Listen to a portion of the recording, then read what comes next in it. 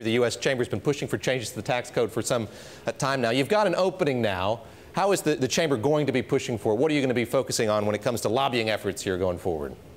Well, our main focus is to keep the momentum going. We think we had a good week this week. The framework that was released by the administration, the House and the Senate was broadly embraced by Republicans on Capitol Hill, broadly embraced by the business community. That's created some momentum that, frankly, we haven't had over the past several months. And our goal is to simply extend that momentum heading into the budget discussions next week and the following week, and then markups by the end of October. And of course, your support for some of these politicians crucial here when it comes to the elections next year. Could your support be based on what happens, on where some people stand on this tax plan?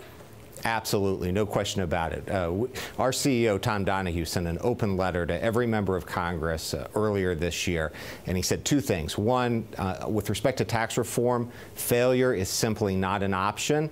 And second, that when we get around to the elections next year, we're going to be looking at candidates and we're going to say, did you help put tax reform across the finish line, or did you stand in the way? And if you stood in the way, that's going to be a real problem when it comes to our support. Neil, hearing you talk about this, you're coming to it with the assumption that we're going to get something by the time the next elections roll around. How confident are you in the timetable that the White House has been talking about, getting something out of the House by October, moving it to the Senate by November? Do you think that's likely? And if that doesn't happen, how much does that scuttle the process, do you think?